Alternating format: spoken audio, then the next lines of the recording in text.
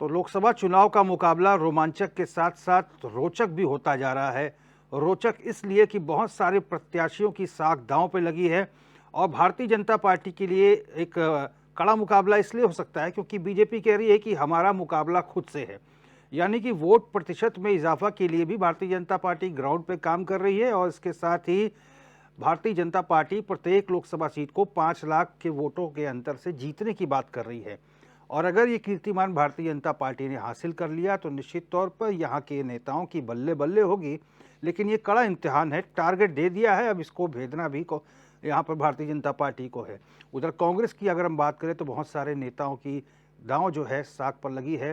पूर्व सीएम हरीश रावत जो कि अपने उम्र के अंतिम पड़ाव पर हैं, या फिर यूँ कहें कि कांग्रेस के पितामह कहे जाते हैं, उनके बड़े बेटे की दाव जो है साख पर लगी है। लगातार चुनाव प्रचार के दौरान हम देख रहे हैं वो अपने पिताजी के साथ घूम रहे हैं और बहुत लंबे समय से हरिद्वार में जनता के बीच सक्रिय हैं, जनता की समस्याओं को सुन रहे हैं। लेकिन यहाँ पर चुनौती 5 प्रत्याशी भारतीय जनता पार्टी की नहीं है, यहाँ पर चुनौती है प्रधानमंत्री मोदी, क्योंकि बीजेपी ने जनता का माइंड ऐसे सेट कर दिया है क्योंकि जब प्रधानमंत्री मोदी आते हैं और कल मोदी जी आने वाले हैं, मोदी जी कहते हैं कि आपका कमल पे दबाया गया बटन सीधा मुझ तक पहुंचेगा, ये वोट मुझे मिलेगा। इस चीज़ को महिलाओं ने, युवाओं ने गांठ बांध लिए। प्रत्याशियों को नहीं देखा जा रहा, सिर्फ मोदी जी को और कमल का बटन देखा जा रहा है। कितना आसान होगा कांग्रेस के लिए कांग्रेस बनाम मोदी का मुकाबला, क्योंकि यहाँ पे सीधी टक्कर मोदी जी से है और कल मोदी जी आएंगे, क्या कुछ कहते हैं इसमें भी तमाम दिलचस्पी लोगों की बनी हुई है, क्योंकि पीएम मोदी की सबसे पहली जनसभा है और बतौर सबसे बड़े स्टार प्रचारक के रूप में वो कल से श्री गणेश कर रहे हैं जनसभाओं का। और तमाम मेहमान भी इस पे चर्चा के लिए हमारे साथ जुड़ गए हैं। नवीन प्रसाली जी भारतीय जनता पार्टी के प्रदेश प्रवक्ता हैं, मोहन काला जी कांग्रेस के प्रदेश प्रवक्ता हैं, दीपक रावत जी यूकेडी प्रवक्ता हैं, हरीश मैखुरी जी वरिष्ठ पत्रकार हैं। सब मैखुरी जी हमारे साथ वर्चुअल माध्यम से जुड़े हैं। सभी मेहमान चर्चा में जुड़ गए हैं। सबसे पहले दीपक रावत जी, मैं आपसे शुरुआत करूँगा। प्रधानमंत्री मोदी की कल जनसभा होने वाली है, स्टार प्रचारकों को लेकर हम बात कर रहे हैं। उधर कांग्रेस की तरफ से कौन आएगा अभी ये सुनिश्चित नहीं हो पाया है। किस रूप में देखते हैं, क्योंकि पीएम की जनसभा बहुत काफ़ी हद तक जो है जनता का मूड जो है बीजेपी के पक्ष में लाकर खड़ा कर देती है और पीएम मोदी जब आते हैं तो उसका बहुत बड़े स्तर पर इम्पैक्ट होता है, आसपास की सीटों पर, आसपास के जीरो तक उसका असर होता है। रोहित जी, निश्चित रूप से भारतीय जनता पार्टी के पास एक तुरुप का इक्का है, वो मोदी जी हैं और उसका वो इस्तेमाल बार बार करते रहते हैं। और इसकी वजह से क्या होता है, जो उनके जोकर हैं वो छुप जाते हैं। इस तुरुप के इक्के के इस्तेमाल इतनी बार कर चुके हैं कि जो स्थानीय जोकर हैं वो छुप जाते हैं और वो तुरुप का इक्का सामने दिखा देते हैं। ताश की भाषा में आपको बोलूँ तो ताश की गड्डी का हिसाब किताब ये है कि मोदी जी पिछली बार भी आए, अपना चमत्कार दिखा के चले गए और 5 जो हमारे सांसद है वो जीत गए। इस बार उनका रिपोर्ट कार्ड क्यों नहीं पेश किया गया, उनका रिपोर्ट कार्ड में बात क्यों नहीं करी। मैं चाहूंगा कि कल मोदी जी जब आए तो बताएं पिछले 5 साल में उनके सांसदों ने क्या काम किया, उनके द्वारा लिए गए, उनके दिशा निर्देश द्वारा जो गोद लिए गांव हैं उन गांव की क्या स्थिति है। मोदी जी इस पर चर्चा करें, मोदी जी इस पर चर्चा करें कि क्या कारण रहे कि उनके सांसदों ने सांसद निधि पूर्णतः खर्च नहीं कर पाए अपने संसदीय क्षेत्र में। इसका जवाब भी मोदी जी दें। अगर इन सारे सवालों का जवाब मोदी जी देके जाते हैं तो निश्चित रूप से इस प्रदेश के लिए अच्छा है। लेकिन यदि मोदी जी सिर्फ ये कहते हैं कि आप यहाँ पर वोट दीजिए, जो वोट आप देंगे वो मुझे मिलेगा, मुझे जिताइए, तो आप बताइए इस विषम परिस्थितियों में रहने वाले, प्रदेश में पर्वतीय क्षेत्र में रहने वाले उस इंसान के बारे में, उस व्यक्ति के बारे में, उस जनमानस के बारे में जो ये सोच के वोट डालता है कि सांसद शासन निधि के द्वारा या सांसद द्वारा उसके यहाँ विकास कार्य किए जाएंगे, उसके यहाँ जो उसका जीवन सही मायनों में एक अच्छा जीवन वो जी सके उसके लिए वो कार्य करेंगे, वो तो उसका तो बेवकूफ़ बन गया। तो ये जो बेवकूफ़ बनाने वाला बार बार उसका बेवकूफ़ बनता है, जिनको वो वोट डालता है। मोदी जी तो कभी कभी आते हैं, लेकिन दीपक रावत जी जनता को सांसद लापता है, जनता को कैसे बेवकूफ बनाएगा आदमी? एक बार बनाएगा, 2 बार बनाएगा, विधानसभा चुनाव हो, नगर पालिका के चुनाव हो, मोदी जी का चेहरा सामने रहता है। बेवकूफ बनाना नहीं, बेवकूफ बन जाते हैं। उनको वोट वो मोदी जी को दे रहे हैं, काम सांसद नहीं कर रहा है। तो जवाब किसको देना है? मेरी बात का यह अर्थ था कि वोट वो मोदी जी कह रहे हैं मुझे दीजिए, और काम सांसद नहीं कर रहा है। मोदी जी तो आके काम नहीं करेंगे ना, संसदीय क्षेत्र में तो सांसदों ने काम करना है ना। क्या कारण है कि इनके पांचों सांसद जो है, एक भी सांसद पूर्णतः अपना संसदीय जो क्षेत्र है उसमें सांसद निधि खर्च नहीं कर पाया? तो उसकी जिम्मेदारी किसको लेनी पड़ेगी? उसकी जिम्मेदारी भी मोदी जी को लेनी पड़ेगी कि मोदी जी ने जब कहा है कि मुझे वोट दे रहे हैं, मुझे जिताइए, तो अगर उनके सांसद काम नहीं कर पा रहे हैं, उनके सांसद अगर सांसद निधि खर्च नहीं कर पा रहे हैं, तो कल आके उसका जवाब दीजिए, अपने सांसदों का रिपोर्ट कार्ड कल पेश करिए। अगर ये वो करते हैं तो निश्चित रूप से ये प्रदेश उनका स्वागत करता है। लेकिन यहाँ तो मोदी जी योजनाओं के बारे में बताते हैं, जो सरकार की योजनाएं हैं या फिर प्रदेश सरकार के स्तर से जो योजनाएं चल रही हैं, पीएमजीएसवाई हो, आवास योजना हो, उज्ज्वला योजना हो, फसल बीमा योजना हो, ये तमाम योजनाएं मोदी जी गिनाते हैं और कुछ ना कुछ सौगात दे के भी जाते हैं। हालांकि इसमें चुनाव चल रहा है, इस समय नहीं करेंगे, लेकिन जनता का माइंडसेट ऐसा हो चुका है कि उत्तराखंड ही नहीं, कहीं की बात कर लीजिए, रोहित जी देखिए, जो महिलाएं, खासतौर पर महिलाओं में जो उनकी रणनीति है भारतीय जनता पार्टी की, महिलाओं को और युवाओं को लेकर, इस प्रदेश में तो सारी महिलाएं रोड पे हैं, आशाएं कार्यकर्ता तो रोड पे हैं, ये तो आपसे कहीं छुपा नहीं है। युवाओं, और सबसे बड़े जिस युवाओं की बात करते हैं, वो युवाओं का जो एक नेतृत्व करने वाला आज खुद संसदीय चुनाव लड़ रहा है। तो ये इसका मतलब क्या हुआ? इसका मतलब कहीं ना कि एक पूरा वर्ग जो है युवाओं का, बेरोजगारों का, वो बेरोजगारों का आंदोलन करते करते आज वो खुद लोकसभा का चुनाव लड़ रहा है। तो ये ऐसी परिस्थिति युवाओं के सामने किसने खड़ी करी?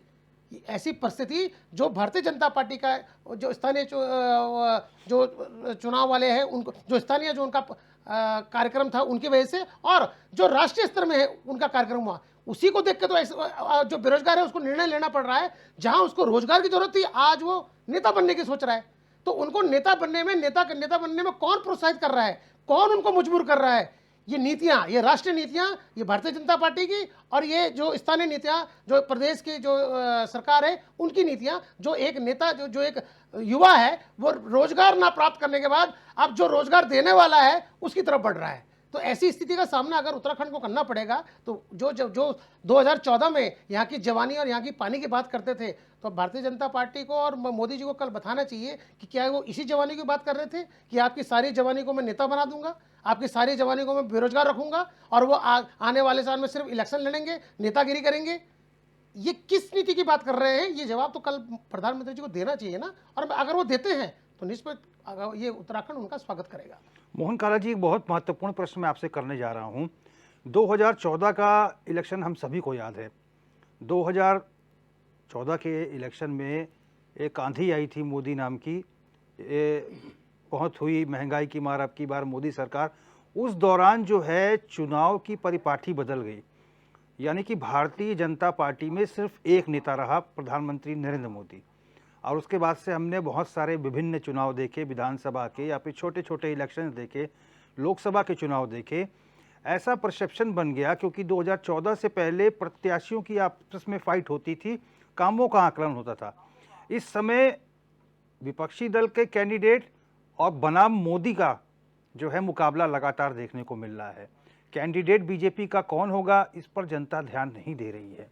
ये चीज़ें भारतीय जनता पार्टी के फेवर में जा रही हैं। इन चीज़ों को कांग्रेस कैसे भेदेगी? जहां मोदी जी लीडर हैं भारतीय जनता पार्टी के, एक चेहरा है और उन्हीं का चेहरा हर बैनर पोस्टर पर रहता है। कांग्रेस में लीडरशिप कौन है? कौन है वो एक नेता जो मोदी बनाम कांग्रेस का लीडर? इस चीज़ को हमने देखा है और 2014 के बाद से ये परिवर्तन आया है। प्रत्याशियों की आपस फाइट नहीं होती, कांग्रेस का प्रत्याशी या फिर अन्य दल का प्रत्याशी बनाम मोदी होता है। तब से यही परिपाटी चल रही है और इसका लाभ बीजेपी को मिल रहा है।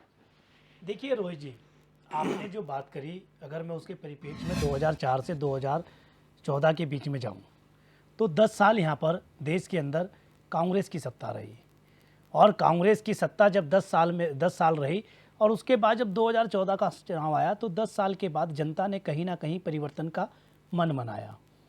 आज हम ठीक उसी पायदान पर खड़े हैं, और उस 10 साल के बाद जब भारतीय जनता पार्टी की सरकार की 10 साल के बाद आज आप देखिए कि जनता उसी चेहरे से, जिस चेहरे के विश्वास पर जनता ने ये नहीं देखा कि कौन सा सांसद कैसा है, किस सांसद का क्या रिपोर्ट कार्ड है, सिर्फ एक चेहरे के नाम पर जिन्होंने वोट देने का काम किया, आज वही जनता उन्हीं चेहरे के सांसदों से जवाब कर रही है। ये परिवर्तन की लहर है और परिवर्तन प्रकृति का नियम है। समय समय पर हमने सबने देखा है। आज वो परिवर्तन की बहार चल चुकी है। इसी प्रदेश के अंदर ये आपकी बिल्कुल बात तय है कि उस चेहरे पर जो है लगातार भारतीय जनता पार्टी को वोट पड़े हैं। आपने 2014 में इस प्रदेश के अंदर आए, जवानी और पानी पर चर्चा करी और आपने यहाँ की जनता को जो है सपने दिखाने का काम किया। यहाँ की जनता ने उस पर विश्वास जताया और आपको 5 लोकसभा की सीटें 2014 में दी। 5 साल का कार्यकाल पूरा हो जाने के बाद जब जनता कहीं ना कहीं थोड़ी बहुत निराश थी, फिर 5 साल के बाद 2019 के चुनाव में क्या हुआ कि फिर आपने जनता से कहा कि कुछ कार्य अधूरे रह गए थे, हो सकता है नहीं हो पाए, मुझे 5 साल और दे दीजिए। तो जनता को लगा कि शायद हो सकता है कि 5 साल में कुछ कार्य पूरे नहीं हो पाए होंगे। जिस महंगाई की बात एक बड़े बड़े बैनर, होर्डिंग, स्लोगन बना के दीवारों पे लिख कर होता था कि बहुत हुई महंगाई की बार, बदलो बदलो कांग्रेस सरकार, तो वही सरकार जब अपने वायदे पूरे नहीं कर पाई तो जनता में कहीं ना कहीं आक्रोश अब धीरे धीरे पनपना है और जनता को लगा कि भाई हमें 5 साल और देने चाहिए। शायद हो सकता है कि कहीं ना कहीं कुछ कमियां रही होंगी। आज आपके पास जनता के लिए कहने के लिए कुछ नहीं बचा, क्योंकि जनता आज आपसे सवाल कर रही है। रही बात चेहरे की बात, तो पूरे देश में 2004 से लेकर और आज 24 तक अगर मैं आपसे बात करूं तो हमारा एक नेता, हमारा एक चेहरा, और विशेषकर 2014 से और 24 के इस 10 साल के परिप्रेक्ष्य में आपसे बात करूं तो हमारे और देश का जो भविष्य है, देश के नौजवानों की जो लड़ाई लड़ने वाला है, देश की जो मातृशक्ति की लड़ाई लड़ने वाले हैं, देश के जो कर्मचारियों की लड़ाई लड़ने वाले हैं, देश के जो किसानों की लड़ाई लड़ने वाले हैं, वो पूरा देश देख रहा है कि प्रधानमंत्री जी की आंखों में आंखें डालकर अगर कोई जवाब सवाल करने का काम कर रहा है तो वो राहुल गांधी जी कर रहे हैं। हमारे और पूरे देश के अंदर आज जिस तरीके से लोगों में रोष जो पनपा है, ये कहीं ना कहीं उन्हीं की रणनीति और उन्हीं की जो जनता के बीच में, चाहे भारत जोड़ो यात्रा या न्याय यात्रा के बीच से जो जनता के बीच में गए, जो मुद्दे जनता के उठाए, आज ये वो सामने आ रहे हैं। कल देश के प्रधानमंत्री जी एक बार फिर, क्योंकि रोहित जी मुझे आपके चैनल पर बैठकर ये कहने में जरा सा भी गुरेज नहीं है कि उत्तराखंड को उन्होंने चुनावी प्रयोगशाला बना रखा है। आप आ रहे हैं, अच्छी बात है, पहली बार नहीं आ रहे हैं, देश के प्रधानमंत्री हैं, आपका स्वागत है। पर मैं आपके चैनल के माध्यम से कुछ जवाब करना चाहता हूं और चाहूंगा कि शायद मेरे भारतीय जनता पार्टी के जो साथी हैं, प्रवक्ता हैं, शायद वो भी गंभीर होकर उन पर बात करेंगे। इस प्रदेश के अंदर 20 से ज्यादा घोटाले हुए प्रधानमंत्री मोदी जी के चेहरा रहते हुए, क्योंकि यहां चेहरे की बात हो रही है, यहां भारतीय जनता पार्टी की बात नहीं हो रही, यहां चेहरे पर जिन्होंने वो पब्लिक ने वोट दिया उस चेहरे पर बात हो रही है। तो मैं पूछना चाहता हूं प्रधानमंत्री जी से, क्या 20 से ज्यादा वो घोटाले, चाहे सहकारिता घोटाला हो, चाहे फॉरेस्ट घोटाला हो, चाहे वन विभाग का घोटाला हो, या फिर चाहे वो पटवारी घोटाला हो, चाहे वो यूके SSS हो या वो यूके SSC हो, या फिर चाहे वो तमाम जो घोटाले, वो हर घर जल हर घर नल परियोजना में जो घोटाला हुआ, जो आपका जो आयुष्मान घोटाले हुए, क्या उन घोटालों पर आप बात करेंगे? क्या इस प्रदेश के अंदर जो शौचालयों के रूप में घोटाले हुए, क्या उन घोटालों पर बात करेंगे? क्या आप कुंभ घोटाले पर बात करेंगे? क्या आप जो है इस प्रदेश में जो कोरोना के नाम पर, जो फर्जी टेस्टिंग के नाम पर जो 1 लाख से ज्यादा टेस्टिंग पर घोटाला हुआ, क्या उस पर बात करेंगे? इस प्रदेश के अंदर जिस तरीके से आपने कहा चुनावी जनसभाओं में कि जवानी और पानी, आज दोनों जो है जिस तरीके से आज दोनों अपने जिस तरीके से उनको जवानी और पानी को बेआबरू कर रखा है भारतीय जनता पार्टी ने, क्या उस पर सवाल करेंगे? जिस तरीके से आपने पौड़ी के अंदर देखा, पिछले 1.5 साल से मैं इस पे आपसे कह रहा हूं, इस प्रदेश के अंदर कल आप क्योंकि रुद्रपुर आ रहे हैं और इसी प्रदेश का हिस्सा है रुद्रपुर, और उसी रुद्रपुर में 247 से ज्यादा रेप की घटनाएं हुई बहन बेटियों के साथ। क्या प्रधानमंत्री जी उस पर बात करेंगे? चलिए जवाब ले लेते इसी हैं। प्रदेश के अंदर मैं अपनी बात पूरी कर दूं छोटी सी। इसी प्रदेश के अंदर बहन अंकिता भंडारी प्रकरण हुआ। पिछले 1.5 साल में प्रधानमंत्री जी ने, क्योंकि उनका बड़ा लगाव है उत्तराखंड से, पर बहन अंकिता भंडारी पर एक शब्द नहीं बोला। मुझे उम्मीद है कि शायद वो कल जब आएंगे तो बहन अंकिता भंडारी के प्रकरण में जो वीआईपी है शायद उस पर चर्चा करेंगे। मुझे उम्मीद है कि वो स्मृति ईरानी की तरह मौन होकर नहीं जाएंगे। मुझे उम्मीद है कि वो आंगनबाड़ी कार्यकर्ताओं पर बात करेंगे। मुझे उम्मीद है कि वो कोरोना काल के उन डॉक्टरों पर बात करेंगे जिन 900 डॉक्टरों को उन्होंने निकालने का काम किया। वो अग्निवीर योजना पे बात करेंगे क्योंकि सबसे बड़ा प्रदेश बहुमूल्य सैनिक बहुमूल्य प्रदेश है। ठीक है। और उस प्रदेश में आपने जिस तरीके से युवाओं को अग्निवीर बनाने का काम किया, आप 10 साल बीत जाने के बाद 10 साल प्रधानमंत्री रहने के बाद आप 5 साल और मांग रहे हैं। ठीक है। पर इस देश के बेरोजगारों को जवाब कि 4 साल में ही आप जो है रिटायर हो जाइए। ठीक है। तो ये सवाल क्या वो इस पर वो बात करेंगे, ये गंभीर विषय है या फिर एक बार चल। और इस बार रोहित जी देखिए, जिस तरीके से हरिद्वार में बात करूं या फिर मैं टिहरी लोकसभा के विषय में बात करूं, जिस तरीके से टिहरी की सांसद महारानी लक्ष्मी शाह और इनके कैबिनेट मंत्री को जनता का रोष का सामना करना पड़ा, जनता ने खरी खोटी सुनाई, तो अब उन्हें विश्वास हो चुका है कि चेहरे के नाम पर वो छले नहीं जाएंगे। मुद्दों पर सवाल, मुद्दों पर बात होगी। ठीक है काला जी। नवीन प्रशाली जी, देखिए तमाम क्षेत्रीय मुद्दे थे जिनको काला जी ने उठाया है। इन मुद्दों को लेकर कांग्रेस लगातार पीएम से जवाब मांग रही है। कांग्रेस प्रदेश अध्यक्ष ने भी यही सवाल रखे हैं मोदी जी के सामने जब वो रुद्रपुर आएंगे। क्या कुछ कहना है आपका, और कब तक आपके सांसद जो है मोदी जी की छत्रछाया में छिपते रहेंगे? केंद्र की योजनाओं के बारे में और सिर्फ मोदी जी के बारे में ही सांसद बखान करते हैं, अपने कार्यों का बखान चुनाव में नहीं हो रहा है, क्या कहेंगे? देखिए रोहित जी, मैं काफ़ी देर से काला जी को सुन रहा था और उनको सुनने से ऐसा लग रहा था कि वो अपनी किसी क्षेत्र में भाषण दे रहे होंगे। उस भाषण की तैयारी में उन्होंने की होगी, साथ में उनके जो डॉक्यूमेंट हैं, मुझे लग रहा है बाहर का भाषण वो यहाँ पढ़ गए। अब मैं बात करूँगा मुद्दे की। जिस नेता की तारीफ मोहन काला जी कर रहे थे कि हमारे नेता ने पिछले 10 साल में ये करने की कोशिश की, मैं काला जी को ये कहना चाहूँगा कि आपके नेता परिवार बचाओ, भ्रष्टाचार छिपाओ के अलावा कुछ नहीं कर रहे हैं। उनका एक ही मकसद है कि अपने परिवार को कैसे बचाया जाए। कल ही रामलीला ग्राउंड में एक बैठक हुई थी, एक जनसभा हुई थी। उस जनसभा में आपने देखा होगा जो नज़ारा था, वो इस बात का बखान कर रहा था, इस बात को दर्शा रहा था कि आज भ्रष्टाचारी भारत के यशस्वी प्रधानमंत्री माननीय मोदी जी से कैसे डरे हुए हैं, उनकी नीतियों से कैसे डरे हुए हैं। क्योंकि माननीय प्रधानमंत्री जी कहते हैं न खाने दूंगा न खाऊंगा और भ्रष्टाचारी को नहीं छोड़ूंगा। तो जो भ्रष्टाचार पर नकेल कसने का काम प्रधानमंत्री मोदी जी ने किया है, आज से पूरा विपक्ष छटपटाया हुआ है। अब मैं बात करता हूं भारतीय जनता पार्टी की। अगर इस प्रदेश की सम्मानित जनता ने, इस प्रदेश की देवतुल्य जनता ने भारतीय जनता पार्टी को 2 बार सांसद दिए हैं, तो इस प्रदेश की जनता को भारतीय जनता पार्टी की सरकार ने, माननीय मोदी जी ने उस जनादेश का सम्मान करते हुए, उस देवतुल्य जनता के जनादेश को सिरोधार्य करते हुए यहाँ पर महिलाओं को, हमारी मातृशक्ति को शौच से मुक्ति दी है, खुले में शौच से मुक्ति दी है। हमारी मातृशक्ति को जहरीले धुएं से मुक्ति दी है। हमारी मातृशक्ति को जनधन के माध्यम से जोड़ा है। यहाँ पर किसानों को सम्मान निधि दी है। यहाँ वंदे भारत जैसी ट्रेन चल रही है। यहाँ ऋषिकेश कर्णप्रयाग जैसी रेलवे लाइन, यहाँ अंग्रेज बिछा के गए थे रेल, उसके बाद 70 साल कांग्रेस रही, शर्म आनी चाहिए, एक पटरी नहीं बिछाई इन्होंने कहीं पर। अगर एक पटरी कहीं बिछी हो इनके कार्यकाल में उत्तराखंड की सीमा में, तो आप मुझे बता सकते हैं। उसको करने का काम माननीय मोदी जी की सरकार ने किया, माननीय मोदी जी ने कहा है। और हाँ, उनका लगाव है उत्तराखंड की तरफ, विशेष लगाव है मोदी जी का, और उत्तराखंड की देवतुल्य जनता का भी मोदी जी के प्रति लगाव है।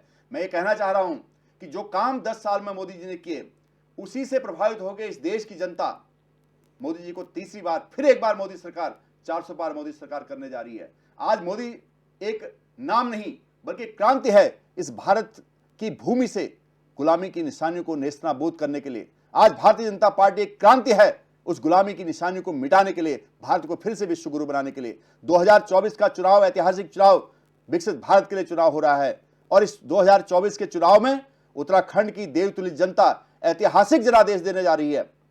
क्योंकि देवभूमि उत्तराखंड, भगवान बद्री विशाल बाबा केदारनाथ की भूमि से माननीय मोदी जी मानस खंड और केदार खंड के प्रति जो आस्था रखते हैं, उस क्षेत्र की जनता माननीय मोदी जी को अपना आशीर्वाद देने जा रही है। और पहले से भी ज्यादा मतों से 5 सांसदों को तीसरी बार रिपीट करते हुए फिर एक बार मोदी सरकार, 400 पार मोदी सरकार करने जा रही है। उस बात को, उस आशीर्वाद को लेने मोदी जी कल यहां पर आ रहे हैं। और अपनी बात को उत्तराखंड की देवतुल्य जनता के सामने रखने आ रहे हैं। अब बात होती है, हमारे स्टार प्रचारक आ रहे हैं, कांग्रेस के नेता गायब हैं। कांग्रेस का ऐसा लग रहा है, उनकी उदासीनता को देखकर उनके पास कोई मुद्दा नहीं है। उदासीनता ऐसी है कि जब भी उनके प्रवक्ताओं से पूछो कि आपके स्टार प्रचारक कहाँ हैं, तो बोलते जी हमारे पास जो कैंडिडेट है वही हमारे स्टार प्रचारक हैं। अगर वही कैंडिडेट स्टार प्रचारक हैं तो प्रचार कर रहे होंगे। जंगल में मोर नाचा किसने देखा? उत्तराखंड की जनता मान चुकी है कि अगर भारत का भविष्य सुरक्षित है तो भारतीय जनता पार्टी की सरकार में है, माननीय मोदी जी के नेतृत्व में है। उस नेतृत्व को आज जनता पूरे भारतवर्ष की जनादेश देने जा रही है। मैं यहाँ पर ये बताना चाहता हूँ, मैं भी थोड़ा सा टाइम मांगूंगा, काला जी ने बहुत टाइम लिया, बैलेंस कर लेता हूँ थोड़ा सा। कहने को बहुत सी बातें हैं, लेकिन चुनाव का समय है। चुनाव में जनता 10 साल बनाम 60 साल को कंपेयर कर रही है। 10 सालों में जो काम हुए, जिन मुद्दों को कांग्रेस ने तालों में बंद रखा और जिनका समाधान इस देश की जनता ने भी ये माना था कि अब हो नहीं सकता, उन तालों को तोड़कर, उन सवालों को बाहर खींचकर मोदी जी ने उसका समाधान जनता के सामने रखा है। चाहे 370 हो, चाहे राम मंदिर हो, चाहे अन्य डिप्लोमेसी का मामला हो, आज इंटरनेशनल लेवल पर, चाहे डोमेस्टिक लेवल पर जो भारत की साख बढ़ी है वो अपने आप में एक अभूतपूर्व है। आज मोदी जी के पीछे पूरी दुनिया खड़ी है। कांग्रेस पीछे पड़ने की कोशिश कर रही है। कांग्रेस के पास कोई मुद्दा नहीं। उत्तराखंड में आप देख सकते हैं कांग्रेस अपने कैंडिडेट खड़े नहीं कर पाई। हरीश रावत जी वयोवृद्ध नेता अपने परिवार को बचाने में लग गए, अपने पुत्र को टिकट दिलाने के लिए उन्होंने धरना दे दिया। अगर उत्तराखंड की जनता के लिए धरना देते तो शायद उत्तराखंड की जनता उनका सम्मान करती, कांग्रेस को कहीं वोट पड़ते। लेकिन उन्होंने यहां पर यह दर्शा दिया कि कांग्रेस की जो परंपरा है, कांग्रेस का जो डीएनए है परिवारवाद, वंशवाद, उसको आगे बढ़ाने के काम हरीश रावत जी ने किया और अपने पुत्र को, जिसका जनता से कोई सरोकार नहीं है, उनको टिकट दिला दी हरिद्वार की। मैं धन्यवाद करना चाहता हूं हरीश रावत जी को, क्योंकि उन्होंने जो हमारा 5 लाख का लक्ष्य था हरिद्वार सीट जीतने का, सभी सीटें जीतने का, वो बहुत आसान कर दिया, बहुत आसान कर दिया। लेकिन मैं ये कहना चाहता हूं कि जब भी कोई नेता अपने परिवार की बेल को बढ़ाने में लग जाता है, जनता उसको नकार देती है। कांग्रेस ने बेल बढ़ाने की कोशिश की, आज कांग्रेस को नकार दिया गया है। उत्तराखंड से कांग्रेस कहीं नहीं है। कांग्रेस ने मतदान से पहले उत्तराखंड छोड़ दिया है। इनके एक भी नेता यहां पर नहीं आ रहे हैं। और जो कांग्रेस के अंदर की जो बगावत है वो बता रही है, और कांग्रेस के अंदर के जो नेताओं की जो बातें हैं वो बाहर छन के आ रही है। वो ये आ रही है कि उत्तराखंड पर ध्यान नहीं दिया जा रहा है, क्योंकि उत्तराखंड को भारतीय जनता पार्टी भारी प्रचंड बहुमत से जीत रही है और उत्तराखंड में कांग्रेस नेस्तनाबूद हो रही है। ठीक है हरीश मैकुरी जी, सबसे पहला सवाल मेरा यही है कि कल प्रधानमंत्री मोदी आ रहे हैं और स्टार प्रचारकों में जनसभाओं का श्री गणेश उन्हीं के द्वारा हो रहा है और बीजेपी में उत्साह है। अजय भट्ट का हम अभी देख रहे थे कुछ देर पहले बयान, वो काफ़ी उत्साहित नजर आ रहे थे। कांग्रेस की अगर हम बात करें मैकुरी जी, आप चूँकि बहुत सीनियर जर्नलिस्ट हैं, कांग्रेस में युद्ध का मैदान याद आता है कि सेनापति और राजा तो मैदान में लड़ने के लिए हैं, लेकिन जो बैकअप के लिए सेना होती है वही मैदान छोड़ छोड़ के भाग रही है। तमाम ऐसे नेता हैं जो दिग्गज नेता हैं, छोड़ छोड़ के भारतीय जनता पार्टी में शामिल हो गए। अब कांग्रेस में जो ये लैक ऑफ कार्यकर्ता हो गया है, जो कार्यकर्ता ग्रास रूट पर रहता है, चुनाव कौन जिताएगा कांग्रेस को? कौन कैंपेनिंग करेगा? बड़े बड़े नेता छोड़कर जा रहे हैं। मैकुरी जी जी, इस समय निश्चित रूप से कांग्रेस में थोड़ा सा एक तो नेता इनके पार्टी छोड़ रहे हैं, और क्योंकि 10 साल से सत्ता में नहीं है तो संभवतः फंडिंग की कमी हो, और उसके अलावा मोदी के विरुद्ध कुछ बड़ा ऐसा बहुत बड़ा कहने के लिए नहीं है कि बड़ा भ्रष्टाचार हुआ, कि बम फूट रहे हैं देश में, या इन्होंने अपना 370 का वादा पूरा नहीं किया, या राम मंदिर नहीं बनाया, इस तरह का कोई आरोप इस समय नहीं। तो उसके कारण भी थोड़ा सा इनको चुनाव में ऐसे मुद्दे नहीं मिल पा रहे हैं जिसमें अब महंगाई, भ्रष्टाचार, इस तरह की बातें करना। तो उसके लिए भाई आपके पास भी क्या प्लान है वो भी साथ में दो, तब तो उस पर बात हो सकती है। बेरोजगारी का एक ही है कि जनसंख्या नियंत्रण कानून लाना चाहिए, उसकी मांग करनी चाहिए। इंदिरा गांधी जी आज से करीब 40 साल पहले जनसंख्या नियंत्रण मतलब कानून की और जनसंख्या नियंत्रण की बातें करती थी। हमारे दो नारा चलता था। तो उस समय तो भारत की जनसंख्या 60 करोड़, आज लगभग तिगुनी होने वाली है। तो आज क्यों नहीं होना चाहिए जनसंख्या नियंत्रण कानून, क्यों नहीं आना चाहिए? तो उसकी मांग विपक्ष को भी उठानी चाहिए, सत्ता पक्ष को तो करना ही करना चाहिए। तो उसके अलावा जो है, जो शिक्षा है, भारतीय शिक्षा भारत में लागू हो, 24वां भाषा में लागू हो, वो होनी चाहिए। हम लोग जो है अरब की शिक्षा पढ़ा रहे हैं, यूरोप की शिक्षा पढ़ा रहे हैं, भाषाओं को यहाँ पढ़ा रहे हैं। अपना जो भारत की भाषा थी, समृद्ध भाषा थी, उसको छोड़ रहे हैं। तो उस पर बातचीत हो। जहां तक भारतीय जनता पार्टी की बात है तो उन्होंने कुछ चीजें जैसे नई तो की है। एक तो कश्मीर में 370 हटा दिया जो वादा किया था, और जैसे महिलाओं, मुस्लिम महिलाओं को एक चीज जो 3 तलाक है उनको होता था कि अभी तलाक मिल जाए और फिर वो जो है बेघर हो जाएं, तो उसके लिए उनको भी कुछ राहत मिली है 3 तलाक हटने से। तो इसका लाभ भारतीय जनता पार्टी को होने वाला है। और जहां तक मुद्दों की बात है तो पूरे देश में सड़कें तो बनी रही है भाई, चौड़ी चक्की सड़कें बन रही है, इस तरह के बम विस्फोट नहीं होते हैं। एक और त्रासदी इस समय नहीं हो रही है। पहले आपने देखा हुआ है, एक महिला पावर में थी लेकिन वो प्रधानमंत्री नहीं थी। एक व्यक्ति प्रधानमंत्री था लेकिन वो उसके पास पावर ही नहीं थी। ऊपर ही से जो कुछ आदेश आएगा, हाईकमान एक शब्द ईजाद हुआ था। तो वो स्थिति इस समय नहीं है। एक व्यक्ति पावर में भी है, प्रधानमंत्री भी है, जो चाहे वो कर देता है, विदेशों को भी दर्पण दिखा देता है, सीधे बालाकोट में जाकर आतंकवादियों को ठोक देता है। कश्मीर में पहले हमारे जो फौजी थे वो निहत्ते जाते थे और वहां पे आतंकवादी हमारे फौजियों को पत्थर मारते थे। ये औकात बना के रखी हुई थी फौज। आज वैसे नहीं, आज सीधे वहीं ठोक देते हैं हमारे फौज। तो कुछ बदलाव तो हुए हैं। अब इन बदलावों की काट अगर विपक्ष के पास है तो विपक्ष को भी निश्चित रूप से मौका मिलना चाहिए, मिलेगा। लेकिन अगर काट नहीं है तो आपके पास आलोचना करने के अलावा और कुछ बचता नहीं है। तो निश्चित रूप से विपक्ष को ये चुनाव गंभीरता से लेना चाहिए।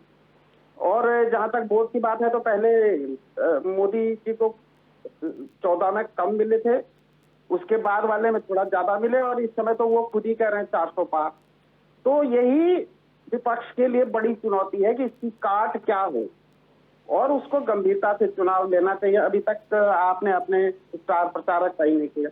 उनका प्रधानमंत्री मोदी कल रुद्रपुर में आके सभा करने वाला है, तो आप कहां से बराबरी करेंगे? आपके पास तो इस समय सत्ता भी नहीं है, तो काम करो ना भाई, फील्ड में आओ, अपने लोग लाओ, स्टार प्रचारक लाओ। अच्छा मैकुर जी, अंतिम समय में अपने प्रत्याशी घोषित एक सवाल और है, यदि नैनीताल से अजय भट्ट नहीं होते, अल्मोड़ा से अजय टम्टा नहीं होते, टेहरी से रानी साहिबा नहीं होती, पौड़ी से बलूनी नहीं होते, और हरिद्वार से त्रिवेंद्र नहीं होते, इनकी जगह कोई सामान्य कार्यकर्ता भी अगर मान लीजिए बीजेपी का चुनाव में खड़ा हो जाता, तब भी विपक्ष बनाम मोदी होता और तब भी वो जीत कर आता? क्या लगता है आपको मोदी जी के नाम पे? नहीं, मतलब उन्होंने इतना तो कर ही दिया भारतीय जनता पार्टी ने। मोदी कैंडिडेट, आपको लगता है कि कैंडिडेट मायने रख रहे हैं चुनाव में इस बार? नहीं, देखिए, कैंडिडेट तो होना ही चाहिए। कैंडिडेट के, मैं विपक्ष हो चाहे पक्ष हो, अच्छे कैंडिडेट होने चाहिए। और जनता के जो नुमाइंदे, जैसे पौड़ी में मैं देख रहा हूँ गणेश गोदियाल का भी काफी ठीक ठाक चल रहा है, क्योंकि वो जनता के बीच जाते रहते हैं। नहीं मैकुर जी, मेरा बीजेपी के परिप्रेक्ष्य में है कि क्या जनता बीजेपी के कैंडिडेट को देख के वोट देगी या फिर मोदी जी के चेहरे पे वोट देगी?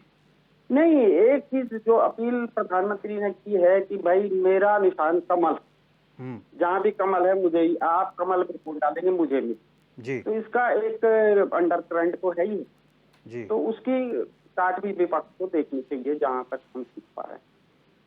ठीक है दीपक राव जी, देखिए मैकुर जी ने भी स्वीकार किया कि मोदी बनाम विपक्ष है और इस समय बहुत बड़ी चुनौती यहाँ पर आप जैसे क्षेत्रीय दलों के सामने भी है और प्रमुख विपक्षी दल कांग्रेस के सामने भी है। और ऐसे में इस चीज़ को और जनता के माइंडसेट को बदलना पड़ेगा, क्योंकि जनता, खास तौर पर अगर हम बात करें भारतीय जनता पार्टी इस समय सबसे ज़्यादा फोकस महिलाओं को किए हुए है। दूसरी बड़ी आबादी महिलाओं को केंद्र में रख कर ही ये वाला चुनाव जो है लोकसभा का बीजेपी चुनावी मैदान में है। और महिलाएं खास तौर पर, क्योंकि हम भी फील्ड में रहते हैं, हम भी मैदान में रहते हैं, तो सर्वाधिक संख्या में महिलाएं जो है मोदी जी के नाम पर मोहर लगाती दिखती हैं। हालांकि वो इस बात को कहती हैं कि चलिए बेरोजगारी है, महंगाई है, मोदी जी से कहेंगे इसको थोड़ा ठीक करें, लेकिन हम चाहते हैं कि मोदी जी ही प्रधानमंत्री बने क्योंकि दूसरा कोई है नहीं। ये हमने भी किया है, हमारे पत्रकारों ने भी किया है, ये ग्राउंड पे रियलिटी चेकअप है। तो इस चीज़ को, इस माइंडसेट को खास तौर पर महिलाओं की कैसे बदलेंगे? देखिए भाई जी, भारत के परिप्रेक्ष्य में अगर आप इसको समझेंगे तो ये पहली बार ऐसी स्थिति नहीं हुई है। एक टाइम ऐसा था कि इंदिरा गांधी की भी यही स्थिति थी कि वो चेहरा ऐसा था कि जब वो चेहरा जो बोलती थी तो कांग्रेस का कोई भी व्यक्ति अगर जो टिकट लेता था वो जीत जाता था। वही स्थिति दोबारा आज की डेट में मोदी जी के द्वारा लाई गई है भारतीय जनता पार्टी के लिए। लेकिन इसमें नुकसान क्या होता है? इसमें नुकसान क्या होता है कि जो मुद्दे हैं जिन मुद्दों में होना चाहिए, अब जो महंगाई है, बेरोजगारी है, शिक्षा है, स्वास्थ्य है, ये पहले चुनाव में जो 1952 में हुए और उसके बाद जितने भी आम चुनाव हुए ये मुद्दे हमेशा रहे हैं, लेकिन इन मुद्दों में कभी वोट नहीं पड़ा है। ये मुद्दे जरूर रहते हैं, इन मुद्दों में चर्चाएं जरूर होती हैं, इन मुद्दों में विचार विमर्श जरूर होता है, लेकिन वोट जो पड़ता है, वोट पड़ने का जो पैटर्न है वो अलग है। वोट चेहरे पे पड़ता है, वोट किसी के जुमलों में पड़ता है, वोट किसी के वादों में पड़ता है, और अब तो वोट किसी की गारंटी में पड़ने लग गया है। आप कहाँ से कहाँ चले आए, शब्दों का देखिए। आप जो आपने वादा करा उसको आपने कहा वो जुमला था, उसके बाद आप उसमें आ गए, तो ये वोट पड़ने का पैटर्न है। जो रोहित जी, सबसे बड़ी बात जो आ रही है, क्या कारण है? अगर सब कुछ सही है, 10 साल का भारतीय जनता पार्टी का शासन सही, सांसदों ने काम सही करा, हर चीज सही है, तो क्या जरूरत पड़ी है आपको आज आने में कि आपको स्टार प्रचारकों की जरूरत पड़ रही है? पर ठीक है, आप स्टार प्रचारक लेके आ रहे हैं, पर आप जो स्थानीय मुद्दे हैं वो तो गौण हो गए ना। और उसका सबसे ज्यादा नुकसान किसको उठाना पड़ रहा है? स्थानीय मुद्दों का गौण होने का सबसे ज्यादा नुकसान स्थानीय निवासी को होगा, यहाँ के मूल निवासी को होगा, यहाँ दूर जो गांव में बैठे वाले हैं उसको होगा। भले ही वो आज जो जिस तरह का एक माहौल खड़ा किया जाता है, प्रोपेगेंडा खड़ा किया जाता है, उसमें वो वोट दे दे, लेकिन भविष्य में सबसे ज्यादा नुकसान उसी को हो रहा है। और इस प्रदेश को पिछले 22 वर्षों में नुकसान इस बात का हुआ है कि जो स्थानीय मुद्दे थे, जिन मुद्दों से उनकी पहचान बचनी थी, जिन मुद्दों से उनका मान सम्मान बढ़ना था, जिन मुद्दों से उनका जो जीवन यापन था उसका और अच्छा होना था, वो सारे पीछे चले गए। और जो मुद्दे आज राष्ट्रीय मुद्दे जो आ रहे हैं, जिन मुद्दों से कोई प्रदेश का इतना साहूकार है ही नहीं। अब आप बताइए ना कि यूसीसी का उत्तराखंड में लागू क्या मतलब था? क्या यहाँ पर कोई आंदोलन हुआ? तो जो स्थानीय मुद्दे होते हैं, जो स्थानीय मुद्दों पे जो आंदोलन किए जाते हैं, वो मुद्दे पीछे रह जाते हैं और राष्ट्रीय मुद्दे बाहर आ जाते हैं। रही बात भारतीय जनता पार्टी के द्वारा जो वो कह रहे हैं कि 400 पार लेंगे, ये एक नैरेटिव सेट किया जा रहा है। आप देखिएगा 2014 में बार बार हम लोग अपने माध्यम से मैं बोलता रहा हूं कि 2014 में एक नैरेटिव था, एक तरफ बेरोजगार, एक तरफ भ्रष्टाचार के विरुद्ध हमको मोदी सरकार। उसके बाद फिर 2019 में इन्होंने पुलवामा करा कि हम हैं जो पुलवामा, हम जो करके आए हैं, हम दुश्मन की छाती में जो घुस के मारते हैं, और वो नैरेटिव चला। 2024 में भारतीय जनता पार्टी का कोई नैरेटिव नहीं चल रहा है, एक नैरेटिव नहीं चला पा रहे। और देखिए कल जो रामलीला मैदान में दिल्ली में हुआ, जो काम कोई विपक्ष एकजुट दिख ही नहीं रहा था, वो केजरीवाल को जिस प्रकार से इन्होंने जेल में डाला, पूरा का पूरा विपक्ष आपको एक मंच में दिख गया। इससे पहले ये नहीं था, ये स्थिति नहीं थी कि पूरा विपक्ष दिख गया। और ये विपक्ष जब एक साथ दिख रहा है, तो हम कह रहे हैं कि डर के मारे कैसे इकट्ठे हो गए। भारतीय जनता पार्टी एक एक करके जिस तरह से विपक्ष को टारगेट कर रही है, जिस तरह से विपक्ष को एक स्वतंत्र जो इलेक्शन हो रहा है उसमें दिख रही है, नेगेटिव दिख रही है। आपको क्या लगता है कि नेगेटिव नहीं दिख रहा है? जो चीज हो रही, अगर मैं तो कहता हूं कि अगर केजरीवाल गलत है, केजरीवाल की सरकार है, तो धारा 356 क्यों नहीं लगा रही भारतीय जनता पार्टी? किस चीज का इंतजार कर रही है? पर क्योंकि भारतीय जनता पार्टी को भी ये सिचुएशन सूट कर रही है। देश में न्यायिक प्रक्रिया है, प्रक्रिया के तहत होता है। सरकार भारतीय जनता पार्टी को भी ये सिचुएशन सूट कर रही है।